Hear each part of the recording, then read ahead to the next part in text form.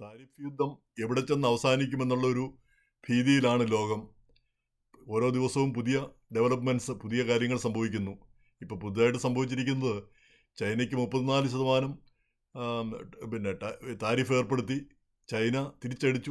അത്രയും 34% അമേരിക്കൻ ഉൽപ്പന്നങ്ങൾക്കും അതേ നിലവാരത്തിൽ താരിഫ് ചുമത്തുമെന്ന് പ്രഖ്യാപിച്ചു. അതോടുകൂടി രോഷാകുലനായ ട്രംപ് പറഞ്ഞിരിക്കുന്നത് ആ അത് പിൻവലിച്ചില്ലെങ്കിൽ, ആ 34% എന്നുള്ള തിരിച്ചടി ടാക്സ് താരിഫ് പിൻവലിച്ചില്ലെങ്കിൽ ചൈനയ്ക്ക് മേൽ ഒരു 50% കൂടെ താരിഫ് ചുമത്തുമെന്നാണ്. അത് നാളെ മുതൽ, അതായത് ബുധനാഴ്ച മുതൽ അത് ചുമത്തുമെന്നാണ് പറഞ്ഞിരിക്കുന്നത്. അപ്പോൾ അങ്ങനെ വരുമ്പം ഇപ്പം തന്നെ 34 + 20% വേറെയുണ്ട്. അങ്ങനെ 54% ടാക്സ് ഉണ്ട് ചൈനയുടെ പേരിൽ.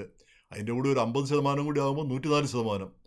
അതായത് 1000 രൂപ വിലയുള്ള ഒരു സാധനത്തിന് 104% ടാക്സ് കൂടി ആകുമ്പം 2000 കൂടുതൽ വിലയായിത്തീരും.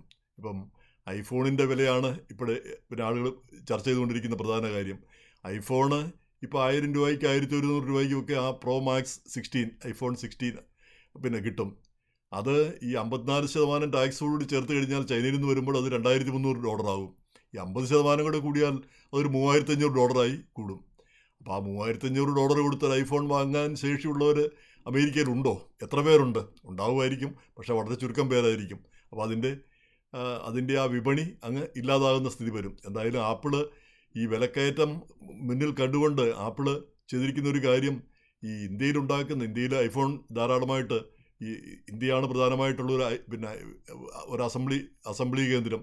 അപ്പോൾ അവിടെ നിന്നുള്ള ആ പ്രോഡക്റ്റ് മുഴുവൻ, ഐഫോൺ നിർമ്മിച്ചതെല്ലാം കയ്യോടെ ഇങ്ങോട്ട് എത്തിക്കാനായിട്ട് തീരുമാനമെടുത്തിരിക്കുകയാണ്. അപ്പം ഈ ടാക്സിനെയൊക്കെ ഒന്ന് ഒഴിവാക്കാനായിട്ട്. മാത്രമല്ല, ഇന്ത്യക്ക് താരിഫ് 27%മേ ഉള്ളൂ. അതുകൊണ്ട് ആ താരിഫിൻ്റെ ബലത്തിൽ, താരിഫ് കുറഞ്ഞ സ്ഥിതിയിൽ ഇന്ത്യയിൽ നിന്നുള്ള പ്രോഡക്റ്റ്സ് ഇങ്ങോട്ട് കൊണ്ടുവരാനാണ് ഉദ്ദേശിക്കുന്നത്, പെട്ടെന്ന് കൊണ്ടുവരാനായിട്ട്, ഈ താരിഫിനെ കഴിയുന്നത്ര ഒഴിവാക്കാൻ വേണ്ടിയിട്ട്.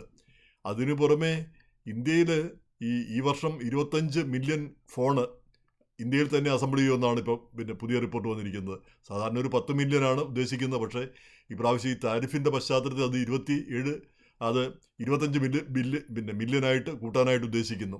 അപ്പം ഇന്ത്യയിൽ നിന്നുള്ള താരിഫ് കുറവാണ് എന്ന് മാത്രമല്ല, ആപ്പിള് കഴിഞ്ഞ തവണ ട്രംപ് ഇതുപോലെ താരിഫ് ഉണ്ടാക്കിയപ്പോൾ ആപ്പിളിന് പ്രത്യേക എക്സംഷൻ ലഭിക്കുകയുണ്ടായി. അത് ഇപ്രാവശ്യവും ലഭിക്കാൻ വേണ്ടി ആപ്പിള് ശ്രമിക്കുന്നുണ്ട്. അപ്പോൾ അങ്ങനെ ഏതെങ്കിലും രീതിയിൽ